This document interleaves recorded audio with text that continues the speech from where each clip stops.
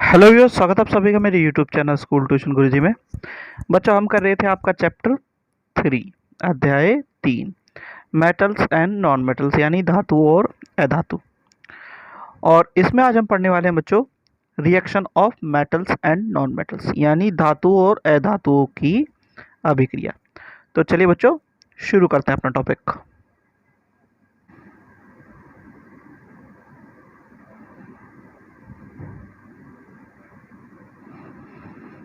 तो बच्चों सबसे बेसिक सेंस में जब reaction of metals and with non metals यानी धातु और अधातु के साथ प्रतिक्रिया जब हम पढ़ते हैं तो होता क्या है बच्चों कि metals lose electrons and become positive ions, so they are called electropositive element. यानी धातु इलेक्ट्रॉन खो देते हैं और धनात्मक आयन बना देते हैं, इसलिए इन्हें विद्युत धनात्मक आयन कहते हैं। इसका एग्जाम्पल है बच्चों सोडियम।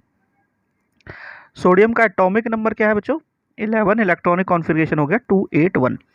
और अब इसे जो है अपना पूरा का पूरा कॉन्फ़िगरेशन ऐसा बनाने के लिए कि इसका ऑक्टेट फुल हो और ये स्टेबल हो, ये एक इलेक्ट्रॉन को लूज कर देता है बच्चों। ठीक है, तो ये क्या हो जाता है, ये इलेक्ट्रोपॉजिटिव एलिमेंट बन जाता है। Same was the case magnesium का है। मैग्नीशियम का एटॉमिक नंबर 12, इलेक्ट्रॉनिक कॉन्फ़िगरेशन 282। यहाँ पे 2 इलेक्ट्रॉन्स को लूज कर देता है बच्चों। फिर जब हम बात करते हैं किसकी, नॉन मेटल्स की, तो नॉन मेटल्स का केस उल्टा होता है। ये क्या करते हैं, गेन करते हैं electron and become negative ion, so they are called electronegative elements. यानी इलेक्ट्रॉन्स को प्राप्त करते हैं और ऋणात्मक आयन बनाते हैं, इसलिए इन्हें विद्युत ऋणात्मक आयन कहलाते हैं। अब इसको कैसे समझ सकते हैं बच्चों, कैल्शियम का उदाहरण ले। कैल्शियम का एटॉमिक नंबर 17, इलेक्ट्रॉनिक कॉन्फ़िगरेशन 287। अब ये क्या करेगा, एक इलेक्ट्रॉन को क्या करेगा, गेन करेगा। तो इसका कॉन्फ़िगरेशन हो गया 288 और यहाँ पे क्या हो गया, क्योंकि गेन किया इसने तो ये बन गया आपका Cl माइनस, यानी इस पे क्या आ गया, नेगेटिव चार्ज आ गया बच्चों। इनसे जो चीज बनती है बच्चों उसे हम कह देते हैं आयनिक कंपाउंड या आयनिक यौगिक। इनके बारे में जरा समझ लेते हैं।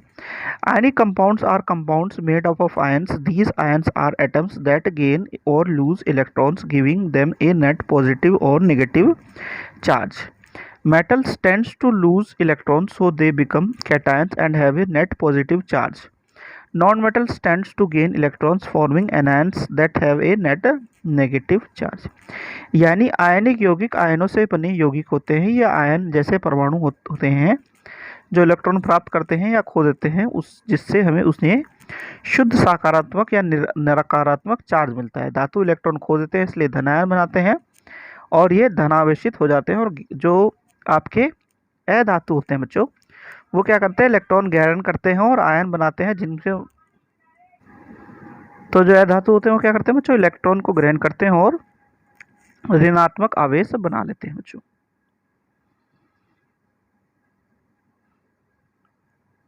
आगे क्या होता है बच्चों कि जो आयनिक यौगिक होते हैं यानी the ionic compounds are held together by ionic bonds.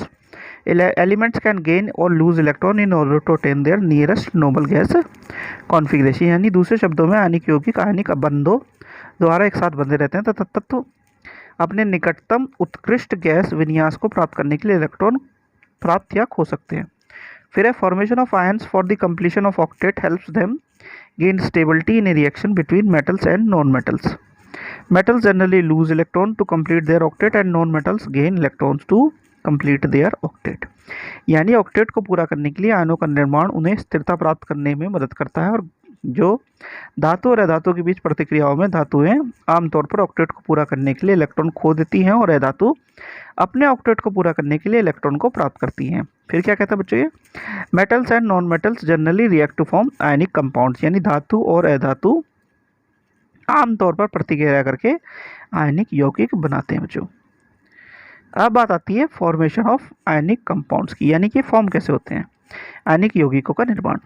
तो बेसिक जो हम पढ़ चुके हैं बच्चों वही है क्या कि ionic compounds are also known as electrovalent compound. The chemical bond formed by the transfer of electron from one atom to another atom is known as ionic bonds. These compounds contain ions. यानी आयनिक यौगिकों की विद्युत संयोजी यौगिकों के रूप में जाना जाता है। एक परमाणु से दूसरे परमाणु में इलेक्ट्रॉनों के स्थानांतरण से बनने वाले रासायनिक बंधन को आयनिक बंधन के रूप में जाना जाता है। इन यौगिकों में आयन होते हैं बच्चों। अब इसमें एक एग्जांपल देख लेते हैं बच्चों। सबसे पहले सोडियम क्लोराइड का NaCl का, यहाँ पे Na और Cl है बच्चों हमारे पास, एटॉमिक नंबर 11 और 17, इलेक्ट्रॉनिक कॉन्फ़िगरेशन 281 और 287।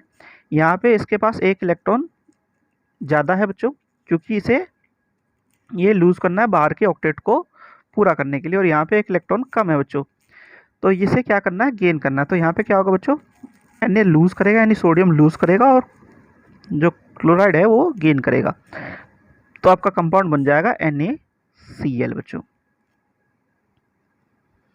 ऐसा ही एक एग्जांपल और देख लेते हैं बच्चों।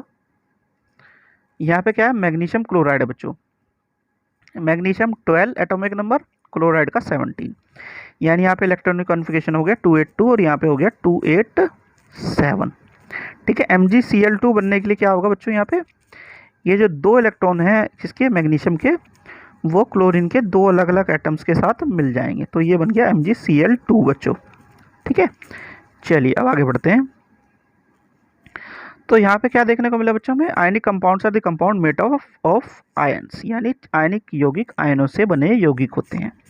The opposite charges positive and negative held together in ionic bonds and ionic compounds, यानी विपरीत आवेश धनात्मक और ऋणात्मक आयनिक बंधों में एक साथ जुड़कर आयनिक यौगिक बनाते हैं।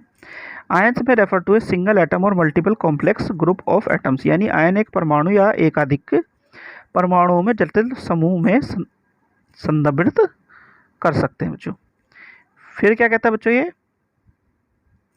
Atoms then gains an electron and thus obtain a net negative charge are called anions, यानी जो परमाणु एक इलेक्ट्रॉन प्राप्त करता है इस प्रकार वह एक शुद्ध ऋणात्मक आवेश प्राप्त कर लेता है और आयन कहलाता है।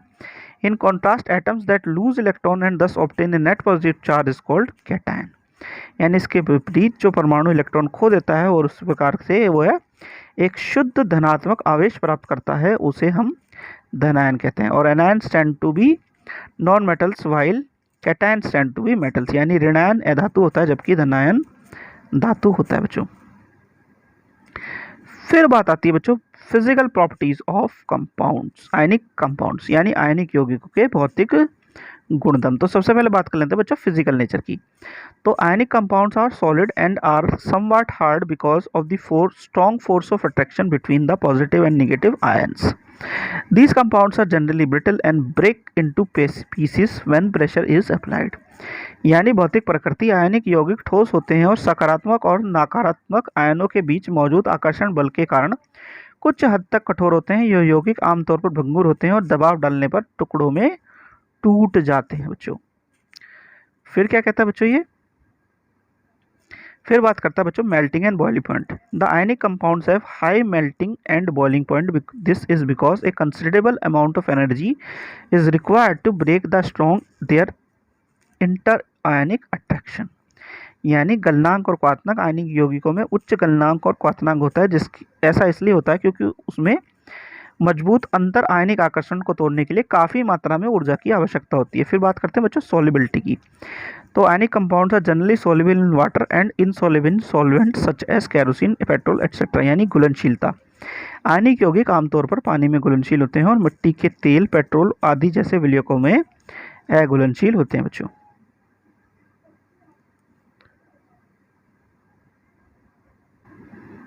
फिर क्या आता है बच्चों conduction of electricity. The conduction of electricity through a solution involves the movement of charge particle, यानी विद्युत का संचालन किसी विलयन में माध्यम से विद्युत के संचालन में आवेशित कणों की गति शामिल होती है। फिर क्या कहता है बच्चों, solution of an ionic compound in water contains ions which move to the opposite electrodes when electricity is pass through the solution, यानी पानी में आयनिक यौगिकों के गोल में आयन होते हैं जो गोल में बिजली प्रवाहित करने पर विपरीत इलेक्ट्रोड पे चले जाते हैं बच्चों। फिर क्या कहता है बच्चों ये, ionic compounds in the solid state do not conduct electricity because the movement of ions in the solid is not possible due to their rigid structure, यानी ठोस अवस्था में आयनिक यौगिक विद्युत का संचालन नहीं करते क्योंकि उनकी कठोर संरचना के कारण मिट्टी में आयनों की गति संभव नहीं है। But the ionic compounds conduct electricity in the molten state as the electrostatic force of attraction between the oppositely charge ions are overcome due to the heat, thus the ions move freely and conduct electricity. लेकिन ionic यौगिक पिघली हुई अवस्था में बिजली का संचालन करते हैं, क्योंकि गर्मी के कारण विपरीत रूप से आवेशित आयनों के बीच आकर्षण के इलेक्ट्रोस्टैटिक बल दूर हो जाता है। इस प्रकार आयन स्वतंत्र रूप से चलते हैं और बिजली का संचालन भी करते हैं बच्चों। तो बच्चों ये वाला आपका पार्ट हो गया कंप्लीट, यानी reaction of metals and non metals, यानी धातु और अधातुओं की अभिक्रिया। आशा करता हूँ आपको वीडियो अच्छी लगी होगी। Thank you.